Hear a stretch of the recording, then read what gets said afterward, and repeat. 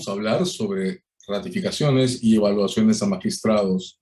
Solo para recordar la ruta con la que llegamos a esta discusión, la sentencia del caso Cuyalayo de la Corte Interamericana de Derechos Humanos desembocó en un pedido de suspensión que el Poder Judicial hizo a la Junta Nacional de Justicia sobre los procesos de evaluación y ratificación que ahora están en curso. La Comisión de Justicia del Congreso se dirigió a la Junta en un sentido semejante, pidiéndole que confirme si los instrumentos actuales que rigen estos procesos están o no adecuados a los estándares fijados por la Corte Interamericana de Derechos Humanos. La Junta ha resuelto estos pedidos, abriendo un espacio de debate sobre estos asuntos que contará, es lo que dice la comunicación que ha difundido, con la participación de todas y todos los expertos que tengan una opinión que hacer sobre esta materia. Esta semana la Escuela Garantista organizó un conversatorio que contó con una intervención grabada de Luis Pázara y además con los comentarios de Diego García Sayán, relator de Naciones Unidas para la Independencia Judicial, y César San Martín Castro, juez supremo y antiguo presidente del Poder Judicial, sobre estos temas. Vamos a tener los comentarios de Marisol Perestello y de Javier Alonso de Belaunde sobre estos asuntos y sobre el contenido de esta discusión. Comenzaremos con un extracto de lo que fue el evento de Escuela Garantista esta semana. Aquí las imágenes. La ratificación ha tenido en el Perú una ingrata trayectoria, porque en sus inicios no respetó el debido proceso y prescindió de jueces, como recordamos, sin expresar motivación. Entonces la ratificación se convirtió en un acto arbitrario, una especie de voto de confianza emitido sin fundamentos conocidos por quienes tenían a su cargo la tarea de ratificar. Afortunadamente, una decisión de la Corte Interamericana descalificó esta forma de entender la ratificación y ordenó la reposición de aquellos jueces que, para bien o para mal, del sistema habían sido no ratificados. Entonces, esta historia negra de la ratificación, yo creo que de un lado pesa en la imaginación de los jueces, pero también es utilizada maliciosamente, creo, por quienes se oponen en verdad a ser evaluados.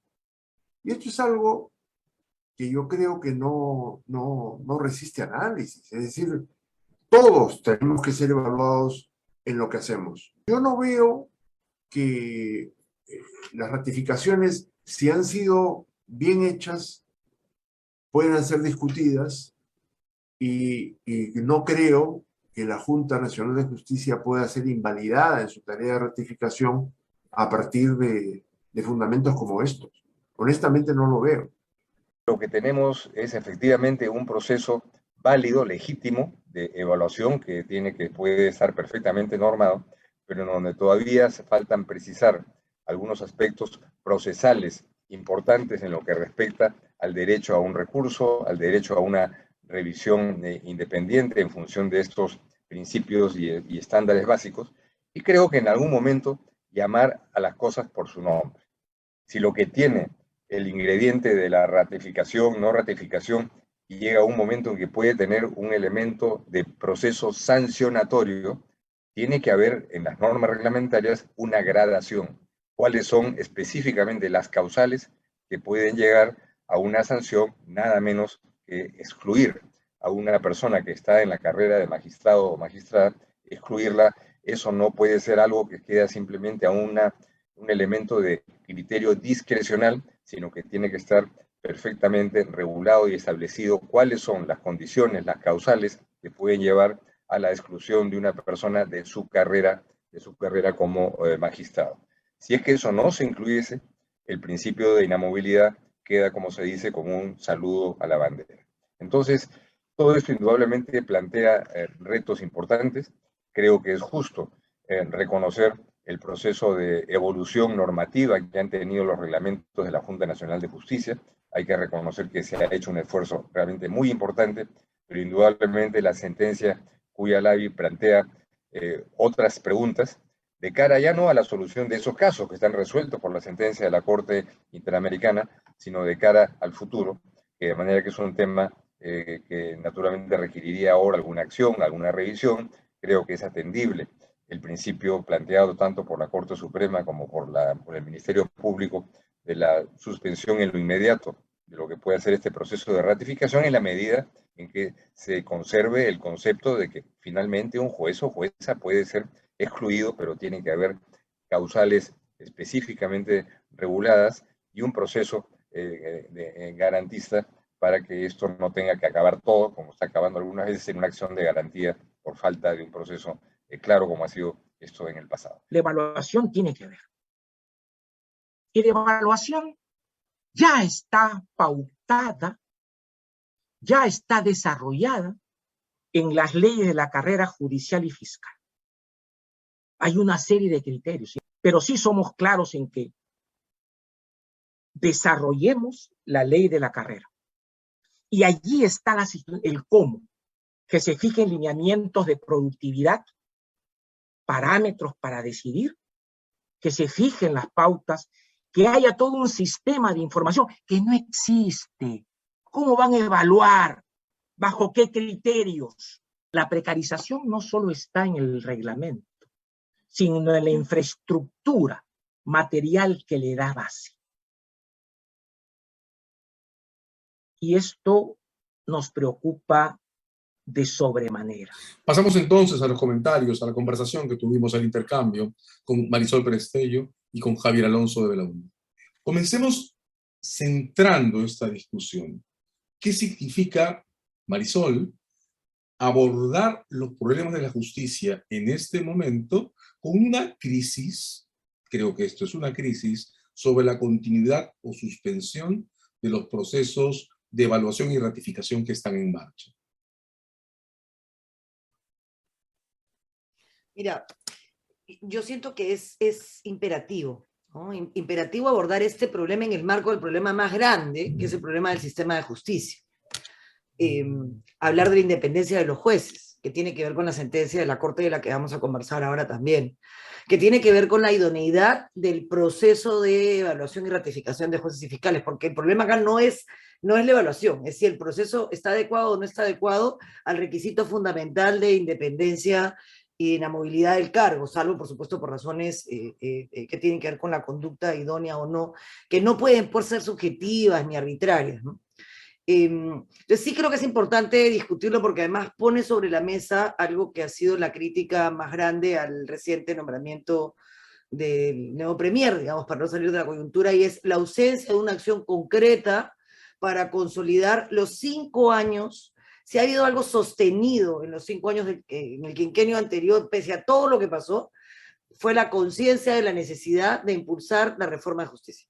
Desde el Acuerdo Nacional por la Justicia, que tuve el honor de empujar, hasta la Comisión Wagner, hasta los acuerdos en el Acuerdo Nacional, donde se discute el tema, hasta el documento que logró unir y generar el informe final del ministro Eduardo Vega. Todo eso era un entregable que tenía consensos, que tenía acuerdos y que abordaba, entre otros, este problema. De hecho, la Junta Nacional de Justicia, que está a cargo de este tema ahora, fue el resultado tangible de ese proceso. Y quien dirige todo el impulso a esa reforma del sistema es el ministro de Justicia y Derechos Humanos, y no se ha hecho nada en los últimos 7 meses. No hay una letra en el discurso, todos los discursos del presidente, bueno, lo que sea que haya hecho, tampoco en los discursos de los 2 premiers o de los 3 premieres y de este cuarto, que ha sido el que no ha hecho nada. Esperemos que por lo menos retroceda. Entonces sí creo que es importante, en un momento en el que hay solo 2 fiscales supremos titulares y se está eligiendo a los restantes para poder nombrar al fiscal de la nación, en un momento en el cual tienes a 6 de 7 miembros del Tribunal Constitucional con mandato vencido. Por supuesto que es importante, porque es un intangible que soporta el Estado de Derecho. Y sí me parece fundamental, y te agradezco por eso, por este espacio, y por supuesto por poder hacerlo con Javier Alonso de Belaúnde. Javier Alonso, Marisol nos ha puesto una agenda intensa sobre lo que no se está haciendo en políticas judiciales. Y claro, en medio de ese no hacer, está ya esta crisis con el pedido de suspensión. Tú comentaste hace ya varios días, en Perú 21, el pedido de suspensión, y tu primera impresión era que no era necesario suspender el proceso. Tú has escrito, además, sobre este tipo de asuntos, ratificaciones y destituciones. ¿Qué impresión tienes ahora en el marco de esta agenda densa que Marisol nos plantea? Bueno, buenas tardes, César. Encantado de acompañarte nuevamente en tu programa y además compartir esta discusión, esta conversación tan interesante con Marisol, ¿no? Yo creo que ella le ha puesto muy bien el marco en el que se debe dar la discusión, que es el marco de la reforma judicial. En nuestro país ocurren muchas cosas y están ocurriendo lamentablemente muchas cosas que quizás nos pueden hacer perder de vista la sucesión de los hechos. Yo creo que es muy importante tener presente que el 2018 está muy cerca y el escándalo de los NM Audios está muy cerca y que tenemos a un juez supremo prófugo de la justicia, ¿no? Entonces, yo creo que eso debe estar presente en la discusión y ese contexto, teniéndolo en cuenta, hace que de alguna forma que reaparezca este cuestionamiento desde el Poder Judicial con tanta intensidad a este mecanismo de evaluación, de alguna forma resulta un tanto sorprendente porque lo que uno esperaría sería más bien una actitud del Poder Judicial institucional de querer sacar de una vez por todas a las manzanas podridas. Yo creo que es sorprendente la oportunidad en la que se está dando la discusión y la intensidad de los cuestionamientos. Y esto lo digo por, más allá de este contexto tan importante que ha marcado Marisol en su intervención, por tres razones. La primera es que las leyes de carreras son del año 2008, ¿no? Eso quiere decir que hay una práctica por lo menos de una década de ratificaciones o el nombre que debería ser el preciso, de evaluación integral de jueces y fiscales, ¿no? El reglamento actual sigue un poco esa línea procedimental, ¿no? No hay tantos cambios significativos. El segundo tema que me llama un poco la sorpresa es que la Junta Nacional de Justicia, en su oportunidad, prepublicó su proyecto de reglamento de ratificaciones y no hubo esta reacción de sugerencia, de propuesta, de cuestionamiento del Poder Judicial. No la hubo tampoco cuando se publicó la versión definitiva en el año 2020, ¿no? Entonces aquí viene el motivo que podría explicar esta reacción, ¿no es cierto? Serían las sentencias recientes de la Corte Interamericana de Derechos Humanos. Pero ahí mi sorpresa termina de consolidarse cuando uno contrasta los cuestionamientos que llegan desde el Poder Judicial con el texto de la sentencia. Mucho de lo que está siendo cuestionado desde el Poder Judicial no tiene un correlato, no está presente en la sentencia de la que seguro vamos a tener oportunidad de conversar más en detalle, ¿no? Entonces, lo que yo transmití un poco en esa columna en Perú 21 es eso, ¿no? Los jueces están diciendo que hay que suspender las ratificaciones porque así está dicho en la sentencia Cuyalabi, y la sentencia Cuyalabi no dice que hay que suspender las ratificaciones, ¿no? Eso no quiere decir que yo sea de la posición de que no hay elementos a mejorar, que no hay elementos cuestionables en el reglamento actual, que no hay elementos cuestionables en la legislación. Todo lo contrario. Pero creo que esta discusión tiene que ordenarse un poco, y me parece que desde el Poder Judicial están viniendo cuestionamientos muy desordenados en diferentes niveles normativos, ¿no? Algunos son de reforma constitucional, algunos son de legislación, algunos son en el reglamento, algunos son utilizando argumentos de inconstitucionalidad o inconvencionalidad, pero otros en realidad son de política legislativa. Les parece que sería mejor que el procedimiento fuera de esa forma, ¿no? Entonces, bueno, cierro esta primera intervención, que quizás está un poco larga, para seguir con la conversación. No, todo muy bien. Voy a extraer dos ideas que creo que corresponden a los comentarios que ustedes han hecho, que encuentro convergentes, ¿no? Bueno, primero hay un contexto que forma el ambiente, que se inscribe esta polémica, que ya está entre nosotros, y que es más grande que la polémica misma, ¿no? Marisol enumeraba, por ejemplo, un dato que me parece concluyente, y es que tenemos esta discusión mientras la Junta de Fiscales Supremos no está completa. Del otro lado, hay un antecedente que también debe decirnos algo sobre la discusión. Javier Alonso, tú mencionabas que, claro, las ratificaciones y la cuestión de las evaluaciones previas tiene una data durante la que no hemos recibido en forma una discusión sobre la compatibilidad del proceso con las reglas de inamovibilidad e independencia. Dos datos que nos llevarían a la pregunta, entonces, ¿cómo se mueve la mecánica de esta crisis? ¿Hacia dónde apunta o dónde agregamos valor institucional ante ella? Bien, en el seminario, han visto ustedes los materiales, acabamos de publicar una síntesis en este programa que organizó la Escuela Garantista. Hay de alguna manera tres posiciones que dicen cosas distintas, ¿no? Diego García Sayán, desde la Relatoría para la Independencia Judicial de Naciones Unidas, nota la cuestión de la compatibilidad general de las ratificaciones o destituciones por no ratificación con la regla de independencia e inamovilidad.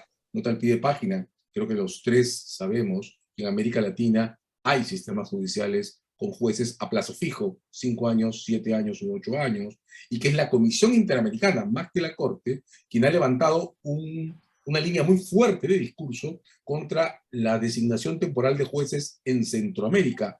Habría que decir, aquí voy un poco a devolver lo que Javier Alonso dijo, no es exactamente la sentencia del caso Cuyalabi la que gatilla esta discusión a nivel hemisférico, son los informes de la Comisión Interamericana, ¿no?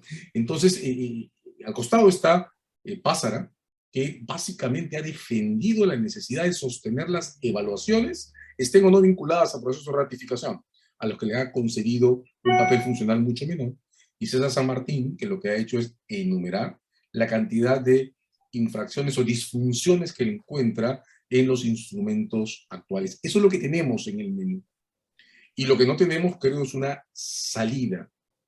¿Hacia dónde, Marisol, crees que una discusión de este tipo, que ya involucra a la Suprema, a la Junta, al Congreso, y eventualmente la propia secuela del procedimiento de observaciones o de cumplimiento de la sentencia del caso Cuyalabi, o lo que diga la Comisión Interamericana en adelante, puede llevarnos? ¿Cuál vez puede ser el puerto de salida, Marisol, de esta escena? Lo que pasa es que yo siento, César, que no hay contradicción necesariamente entre todas las posiciones, solamente hay acentos diferentes. El acento de César San Martín evidentemente está en la afectación directa a la dinámica, al movimiento que debería de tener el sistema si esto tuviera predictibilidad, si no fuera tan engorroso. O sea, yo recuerdo cuando estábamos en las reuniones del acuerdo, que el fiscal de la Nación y el propio presidente del Poder Judicial decían, Marisol, hay gente que se pasa un mes armando su expediente. O sea, es una barbaridad. No hay ningún criterio objetivo. Las sentencias deberían ser públicas, deberían estar colgadas y la Junta debería de poder elegirlas al azar. No deberías de tener a un Supremo o a un fiscal o a cualquier operador de justicia con la carga procesal que tiene nuestro país, con los problemas de administración de justicia que hay, viendo cómo arma su expediente y cómo lo cuida para mantener su puesto. Eso es una barbaridad, no tiene lógica. Entonces yo sin haber escuchado en detalle a César San Martín, simplemente por el recuerdo que tengo de esas largas reuniones cuestionando el proceso, me queda claro que más allá, estoy tratando de como estoy todavía post elección de nuevo gabinete, estoy tratando de ponerme en modo zen pero más allá de la mediocridad pura y dura que abunda en nuestro país, hay jueces extraordinarios y fiscales también, ¿no? Y claro, el extraordinario lo que te dice es, no me hagas perder el tiempo, mira mis sentencias y evalúame, mira la predictibilidad de mi sentencia, mira los estándares y déjame trabajar, haz tú tu trabajo, déjame hacer el mío, ¿no? Pero el vago, el mediocre, se esconde en criticar todo el proceso porque sabe que no lo va a pasar. Entonces, no quiere un mes, quiere 2, para preparar y escoger la única sentencia más o menos inteligente que hizo pensando en el proceso de ratificación. Entonces, no creo que exista en las personas que han hablado, que además conocen muy bien el sistema desde ángulos distintos, contradicción. Yo creo que Diego García Sayán está defendiendo lo que tiene que defender del papel que está jugando ahora y del que él ha jugado siempre, que es el espectador externo que entra a hacer una investigación objetiva del tema y establece las cosas que considera que son prioritarias. Y él tiene que garantizar, como todos, que exista independencia y que exista una movilidad dentro de lo que eso significa para el funcionamiento correcto del sistema. Está haciendo lo que tiene que hacer. Y Pázara está haciendo lo que tiene que hacer. Oye, por supuesto que tiene que llevar evaluación, porque si no, ¿cómo hacemos con todos estos mediocres que no hacen bien su trabajo? Y San Martín está haciendo lo que tiene que hacer. Ya, pues, pero no me vas a perder el tiempo, ¿no? Busquemos un sistema que no sea tan arbitrario. Yo creo que el problema se puede resolver porque coincide hoy una persona que tiene las mismas 3 características de las personas de las que te he hablado, que es el nuevo presidente de la Junta Nacional de Justicia.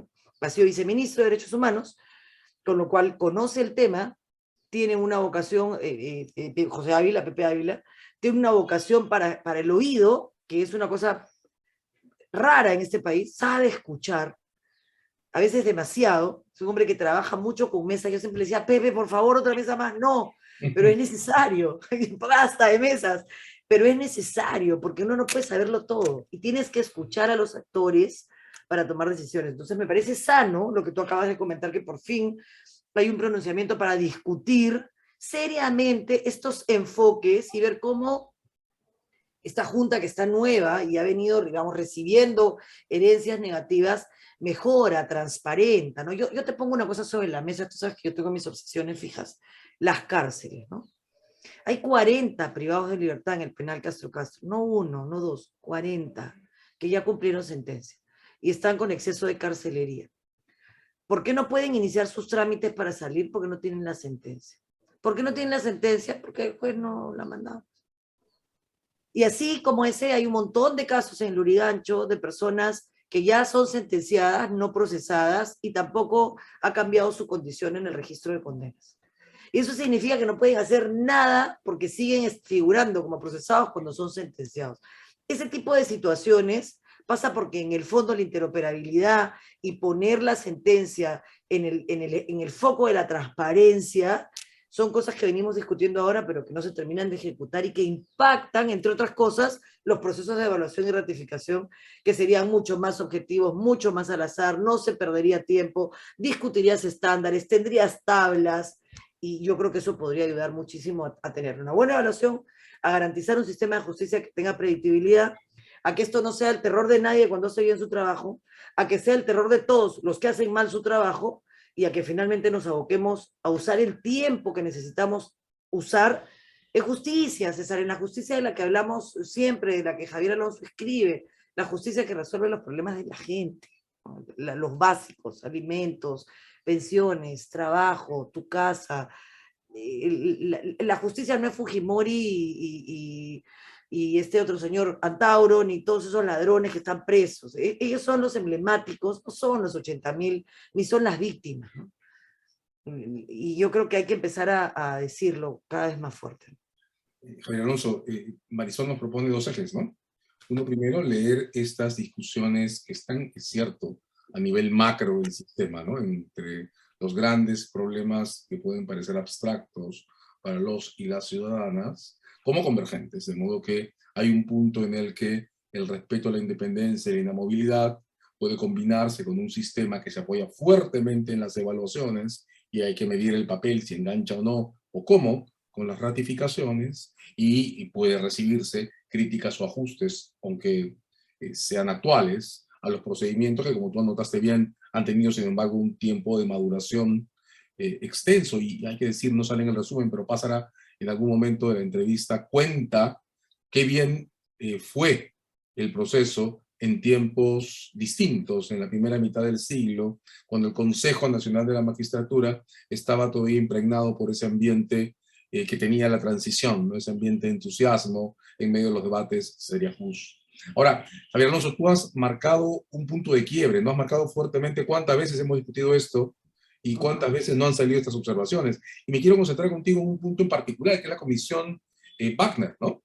Porque también con ocasión de la Comisión Wagner se discutió si había o no compatibilidad de principio entre la inamovilidad y la independencia de las ratificaciones. Y la Comisión Wagner, que hizo propuestas muy duras, aunque en poco tiempo, no incluyó dentro de ellas la eliminación de los procesos de ratificación, que entraron por eso dentro de la agenda de competencias de la Junta Nacional de Justicia.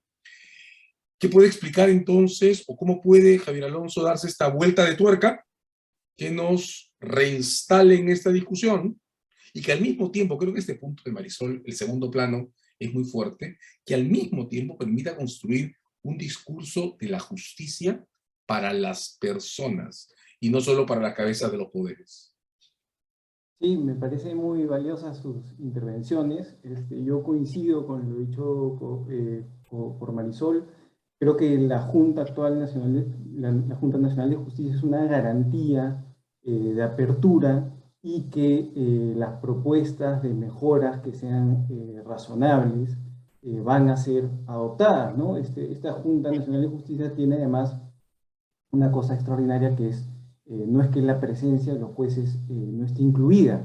Hay 2 ex juezas de trayectorias destacadas que han ganado el lugar fruto de un concurso público de méritos, y digamos no como se hacía antes con el Consejo Nacional de la Magistratura, que fue el sistema que finalmente entró en crisis, ¿no? Entonces yo creo que por un lado tenemos la garantía de que la Junta va a tener la apertura, y ya la está teniendo por lo que ha comentado César, y creo que en esta discusión sobre la independencia judicial y el impacto de un instrumento como las ratificaciones, hay que tener muy en cuenta que la independencia judicial no es solo un derecho en cabeza de los magistrados y las magistradas, ¿no es cierto?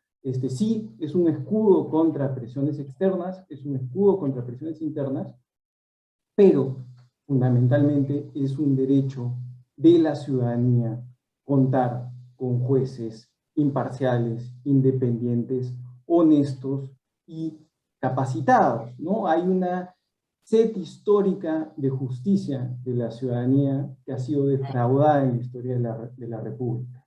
Y todos los instrumentos que se ocupan sobre independencia, incluyendo además el texto de nuestra Constitución, condicionan la permanencia del servicio a 2 razones, ¿no? Mientras observen conducta e idoneidad propias de la función, ¿no? Esto está en los principios sobre independencia de la ONU, está en el Estatuto del Juez Iberoamericano, está en estas sentencias de la Corte Interamericana de Derechos Humanos, está en la línea jurisprudencial del TC sobre la materia. Es válido, y no solo es válido, sino además es necesario separar a aquel juez que es inapto para el cargo, no está capacitado para el cargo, es incompetente para el cargo. Acá siempre es justo y necesario hacer una salvedad, y ya la hizo Marisol, y yo también me sumo a la misma. El sistema tiene muy buenas magistradas y magistrados, ¿no? Muy capacitados, comprometidos con el servicio, con su función, y honestos, pero también tiene, y volvamos al 2018, aquellos magistrados de este audio, del cual probablemente solo hemos visto la punta del iceberg del problema, ¿no? Hay un enfoque muy interesante, además, que está en los informes de la Comisión Interamericana de Derechos Humanos sobre corrupción, sobre cómo es necesario que hayan instrumentos de rendición de cuentas en la judicatura para que no prospere la corrupción. Y ahí ese es el campo de las ratificaciones. Si el nombre trae una carga subjetiva, discrecional, de voto de confianza, cambiemos el nombre y hablemos, como habla la ley de carrera, de evaluaciones integrales. Ese es el espacio para las evaluaciones integrales, un instrumento objetivo de medición de competencia para asegurar lo que exige el principio de independencia, magistrados que sean capacitados y aptos para el cargo, ¿no? Tradicionalmente, las ratificaciones no han funcionado así en el Perú en toda su historia, pero han sido una herramienta que cuando tú no la contemplas, reaparece de forma extraordinaria. Esa es la historia de las ratificaciones en el Perú. Han estado permanentemente en el siglo XX y han venido ordenadas por la Constitución sin garantías, la Constitución del 20, la Constitución del 33, y cuando no se previó, o bajo un gobierno dictatorial, se ha establecido ratificaciones extraordinarias. Entonces yo creo que la reflexión del Poder Judicial en un momento fue: incluyamos estas evaluaciones, pero constitucionalicemos, convencionalicemos, hagamos que puedan ser respetuosas de la independencia y del debido procedimiento. Una cosa que se olvida muchas veces cuando se cuenta la historia es que las ratificaciones no aparecen en la Constitución del 93 como parte del proyecto del fujimorismo para controlar el Poder Judicial. El fujimorismo controlaba el Poder Judicial con métodos mucho más burdos: una comisión ejecutiva, leyes que suspendían funciones, y cuando ya no podían hacerlo, destituían a los magistrados del TCE. O sea, era completamente burdo.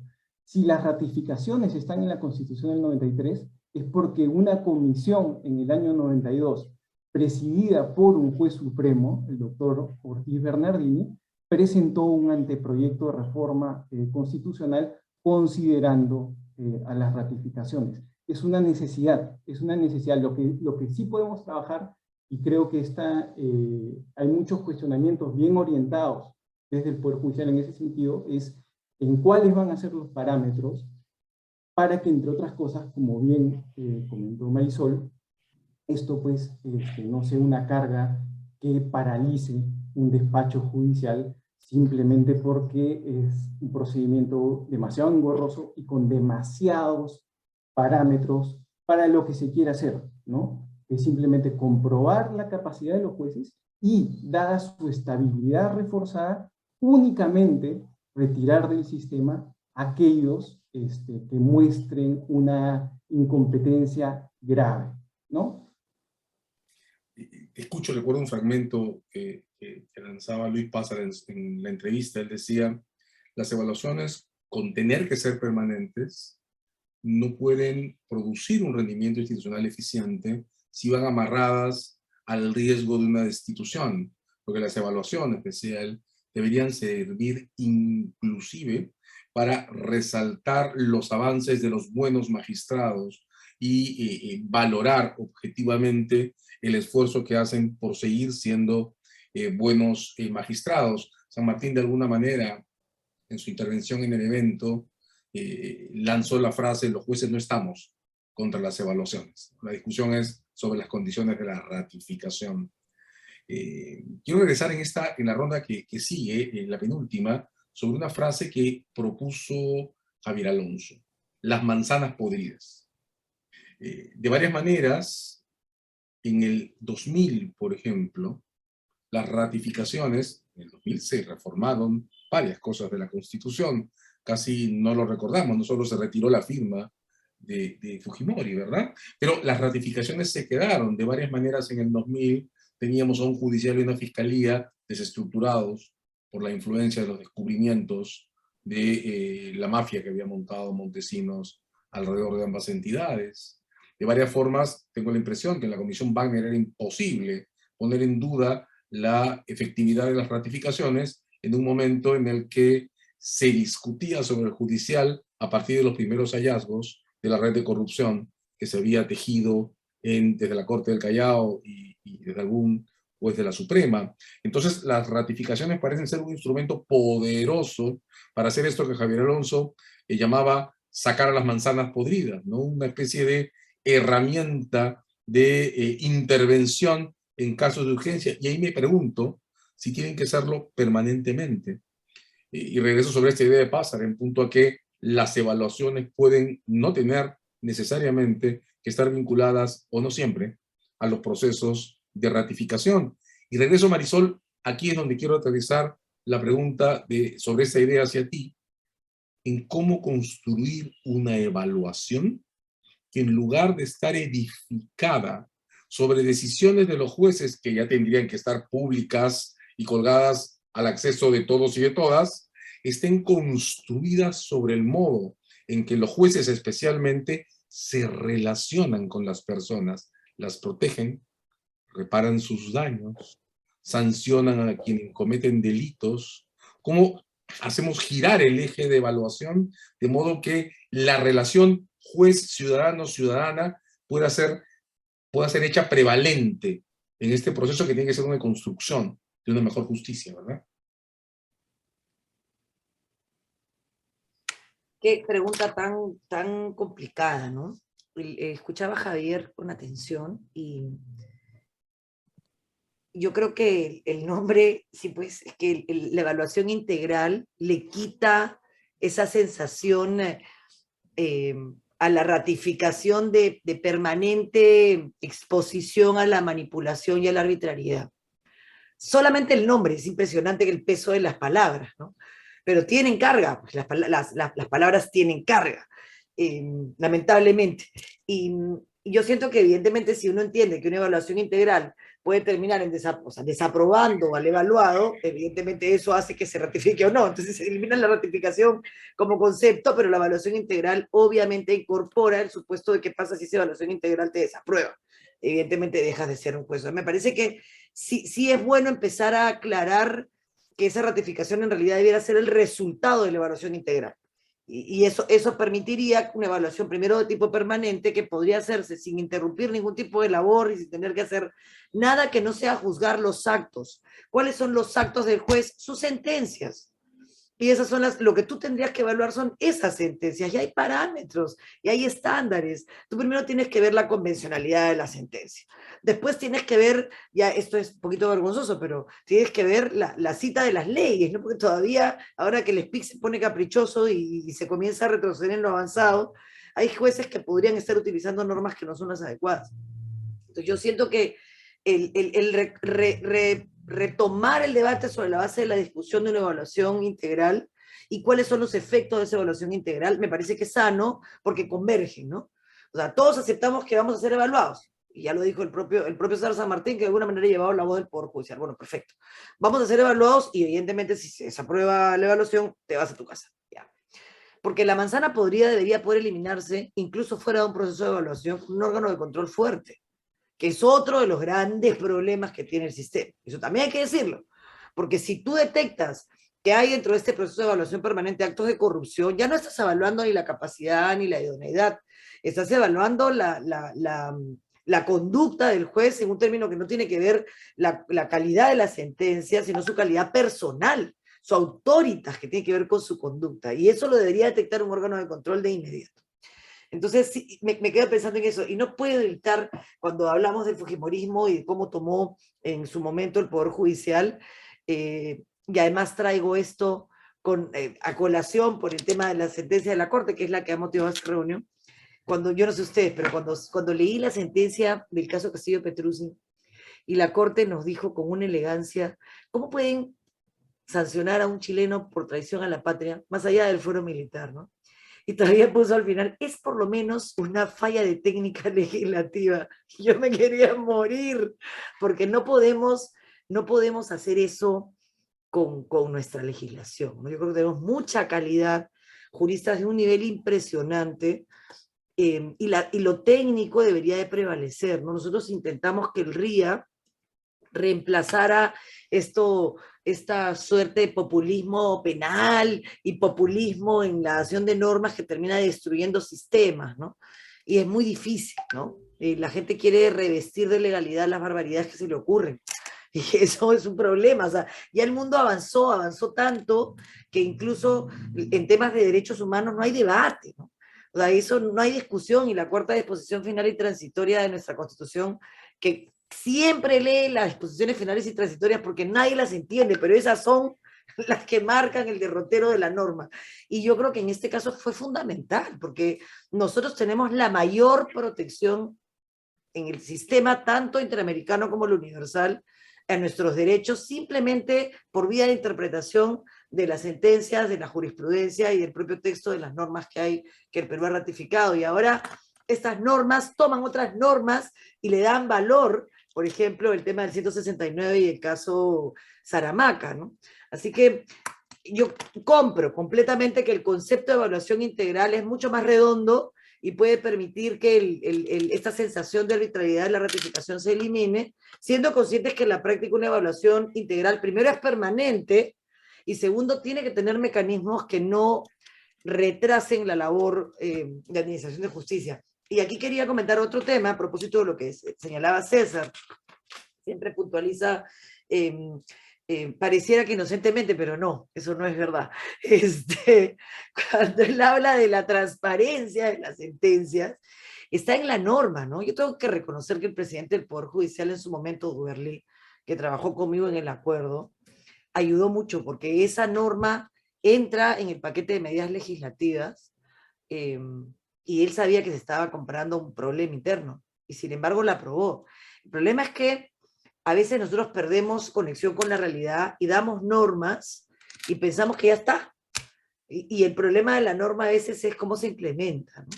Yo creo que gran parte de los problemas del sistema, César, Javier Alonso, tiene que ver tiene que ver con el proceso para implementar la norma, con esos candados que no vemos, pero que están ahí permanentemente y no permitan que la cosa fluya, ¿no? Por ejemplo, en el tema de alimentos, lo dijiste tú, César, ¿cuál era el porcentaje de gente que presentaba medidas cautelares en el proceso de asignaciones anticipadas, ¿no? 2%, 5%, una vergüenza, porque la gente no lo sabe, está en la norma, pero no lo sabe. Entonces, tú me dices qué cosa se haría para que el ciudadano pueda ser parte, por lo menos, de la evaluación. Nosotros presentamos una iniciativa legislativa cuando hicimos la agenda parlamentaria de los candidatos para el tema de los comisarios. Hago el símil porque me estás pidiendo que te responda algo que tengo que pensar más, pero digamos, que aplica perfectamente, ¿no? Porque la pregunta fue, ¿cómo hacemos que el ciudadano, había pasado justo este tema del comisario que no había recibido a la chica que le había pegado al marido, típica historia que con Valer se ha puesto nuevamente sobre la mesa. Y entonces dijimos, pero es que a este comisario no le importa lo que piense la ciudadanía, porque para su ascenso a general, su pase por ser comisario no tiene nada que ver con su relación con la comunidad. Yo no tenía idea de que eso era así, como tú comprenderás, esas cosas se te pueden ir, ¿no?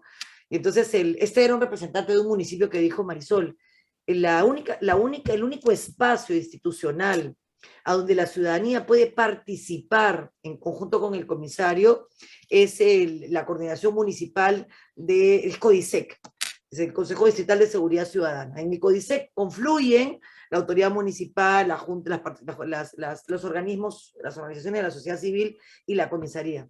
Y CODISEC debería de evaluar, de emitir un informe, decía este representante de la municipalidad, que tuviera que ser valorado, no decisorio por supuesto, pero que tuviera que ser valorado para el ascenso de los comisarios generales. Porque eso automáticamente haría que el comisario se preocupara por el destinatario de su conducta en la comisaría, que es el ciudadano. Entonces, yo creo que podríamos generar un sistema por el cual el usuario del sistema de justicia, tanto el demandante como el demandado, pudiera valorar la conducta con criterios objetivos. Evidentemente todos los que pierden van a decir que es pésimo, ¿no? Pero cuando tú le pides objetividad a la crítica, generalmente puedes obtener algunos resultados. Estoy pensando en borrador, evidentemente es un ejercicio que hay que hacer y me parece súper sano que se ponga sobre la mesa. ¿Cómo hacer que los destinatarios, los olvidamos siempre, César, en política la gente, hay especialistas, eso es una vergüenza, pero hay expertos en marketing, ¿no? En decirte cómo tienes que decir las cosas. Y vamos perdiendo cada vez más de vista para quién tienes que decirlas. Entonces la gente se convierte en un target, ¿no? En un grupo de interés. Y entonces vamos deshumanizando la acción política o la acción de justicia, ¿no? Cuando tú pones por delante a la víctima, cuando tú pones por delante al destinatario del sistema, al destinatario de la política pública, piensas en ella o en él. Y al pensar en ella o en él le das humanidad y le devuelves dignidad. Todo cambia, ¿no? Es mucho más complicado, ¿no? Pero yo creo que esa es la forma de comenzar a pensar la justicia para la gente. La justicia hoy es una quimera, no se entiende, no está en la piel, nadie entiende que un Estado de Derecho sin ley y sin justicia no sirve, y creo que esa es la gran tarea, y cualquier excusa, incluidos los procesos de evaluación, es buena para decir cuánto impacta esto que estamos discutiendo hoy en María, en Juan, en su curso de alimentos y en la posibilidad de que una niña que ha sido violentada sexualmente encuentre justicia. Así que nada, me agrada que se pueda hacer desde este espacio un debate sobre la justicia aterrizado, ¿no? Pero que al mismo tiempo toque los puntos que están hoy en discusión. De hecho, entramos a una mesa en la que se va a discutir, con el auspicio y la presencia de la Junta Nacional de Justicia, si estos procedimientos agregan valor institucionalmente o no. Javier Alonso, tú que conoces al detalle los instrumentos que están rigiendo ahora los procesos de evaluación y ratificación, ¿encuentras que el procedimiento actual tiene ventanas que permitan conectar las evaluaciones a los magistrados con su relación con los y las ciudadanas? ¿O encuentras que son procedimientos sobreconceptualizados, sobrecognitivos, solo arreglados a mirar cuántos libros leyeron para hacer las sentencias, si es que eso? ¿Cómo ves esos procesos en esta perspectiva? Sí, creo que es un punto muy importante tocado por Marisol y por tu pregunta, ¿no? Que es la centralidad del usuario del sistema de justicia, la persona a la que acude a un proceso, no porque el proceso en sí mismo le va a otorgar satisfacción, ¿no? El proceso no es un fin en sí mismo. Lo que está buscando esa persona es que se le restituya, se protejan sus derechos, ¿no? Uno de los pasos novedosos, digamos, del cambio que hubo es que la ley orgánica de la Junta exige participación ciudadana en todos los procesos a cargo de la Junta, ¿no? Yo creo que había un esfuerzo en el reglamento de contemplar esto, pero no deja de ser cierto el sentido de tu pregunta, de que evidentemente hay que hacer mayores esfuerzos para lograr una participación ciudadana efectiva en estos mecanismos de evaluación de jueces y fiscales. Hay una idea interesante que me surge, mejor dicho, me surge de la interesante participación de Marisol hace poco, ¿no? Recordando el caso Castillo-Petrucci. ¿Por qué el Perú es condenado en el sistema interamericano? ¿Por qué cada sentencia que ha salido en contra del país nos ha convertido además en el país con más sentencias en contra de la región y del sistema? ¿Por qué ocurre esto? ¿No? ¿Quiénes eran los señores Moya Solís, Uyalabi, Díaz, Rodríguez, Valenzuela, que acaban de ganarle al Estado peruano estos dos últimos procesos? Eran operadores del sistema de justicia que, debido a una injusticia, ratificaciones arbitrarias en su momento, la de Moya Solís, comienzos de los 80s, la de Cuyalabi y compañía, comienzos del 2000, fueron separados de sus cargos. ¿Y qué hicieron estos ex operadores del sistema de justicia? Hicieron lo que hace el ciudadano común, se convirtieron en usuarios del sistema de justicia. Presentaron sus amparos esperando que sus ex colegas aplicaran los estándares interamericanos de debido proceso, que están clarísimos de hace muchísimo tiempo, y que recibieron un portazo en la cara que finalmente, muchos años después, ha terminado con la condena del Estado peruano, incluyendo la violación al derecho a la protección judicial, violación que fue perpetuada por una serie de magistrados que intervinieron en sus casos. Entonces aquí viene la pregunta central, y es, ¿un juez corrupto es más peligroso que un juez incompetente? ¿O en realidad son exactamente igual de peligrosos? Los magistrados que intervinieron en estos casos que han llevado a la condena del Perú, ¿están capacitados para el cargo? Por no haber construido sus sentencias en torno a derechos fundamentales y criterios interamericanos, ¿deben seguir estando en el sistema? Esa es la ventana que abre un mecanismo de evaluación que incluya, como comentó Marisol, un análisis de la calidad de las decisiones, ¿no? Debería ser absolutamente central en el proceso. El problema está en que hay otros parámetros de evaluación que son debatibles, ¿no es cierto? la ley de carrera judicial, la ley de carrera fiscal, nos hablan de 6 parámetros. Hay uno que cuestionó muy bien el doctor San Martín en su intervención, que es esta de las publicaciones académicas, ¿no? Habría que repensar si queremos tener jueces y fiscales académicos, o más bien queremos que hablen por sus disposiciones fiscales y por sus sentencias, ¿no es cierto? Eso está en la ley. Eso, yo pienso que habría que revisarlo, como está pidiendo el Poder Judicial. Luego hay algunos otros parámetros que han entrado en el reglamento que yo también considero que son cuestionables, ¿no? El que evalúa conducta, ¿no? A mí me parece que está confundiendo el espacio de lo disciplinario con la evaluación de competencia funcional. No debería haber evaluación de conducta en este proceso de ratificaciones, ¿no? Eso va como disciplinario. Hay una prueba psicológica, hay una prueba psicométrica, a mi modo de ver, no tiene base legal estos componentes que están en el reglamento, y creo que es una buena oportunidad de revisarlos y cuestionarlos para finalmente tener un mejor instrumento que nos permita tener un mecanismo para sacar a jueces y juezas que yo considero que son igualmente peligrosos que los jueces corruptos, que son aquellos magistrados no capacitados para ejercer la alta función fiscal o la alta función de decidir casos y que protejan finalmente los derechos de la ciudadanía.